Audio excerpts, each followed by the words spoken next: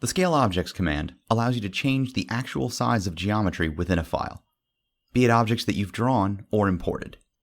This is not the same as changing the scale of a design layer, which does not actually change the real size of objects on that layer.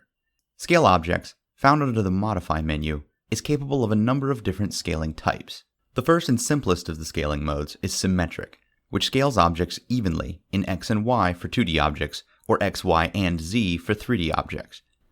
So for example, if a 1 cm cube is scaled by a factor of 3, the scaled result will be a 3 cm cube. If we scale this same cube again by 3, it will be 9 centimeters. This scaling will all take place relative to the center of the selection. However, this command also scales the distances between objects. So if we scaled two 1 cm cubes that were 1 cm apart by a factor of 5, the cubes would then be 5 centimeters to a side, but the space between the two would be scaled as well, so that they would also be 5 centimeters apart. The next option, Symmetric by Distance, is arguably the most used. In this example, we have an imported image that comes in about the size of a piece of paper. Since we know that the width of one of these doors is 91 centimeters, Vectorworks can automatically determine for you the proper scaling factor to bring this image up to a usable size. To use this mode, you can either type in the current distance if you know it, or more likely, click the dimension icon to the right, so that you can measure it out right on the design layer. Click this button, then the dialog will temporarily disappear. Then, click once on both ends of a known distance, in this case, the width of a particular door. No matter what the current distance reads, we know we want it to end up at 91 centimeters, so we'll enter that in the new distance box. Since we only want to scale this one image and there is no text included, we'll uncheck Scale Text and Entire Drawing at the bottom.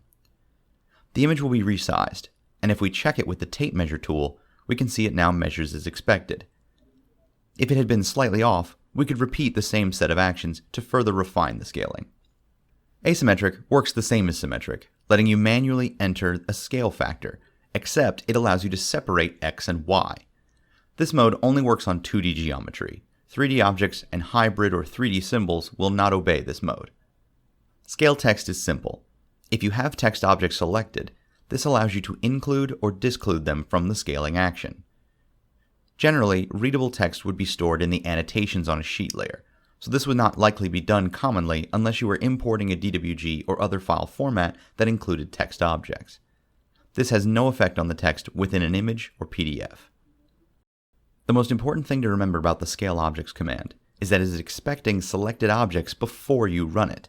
If you do not select any object and then run the command, you will by default scale objects in your entire document, which is only to be done if you're absolutely sure that's what you want.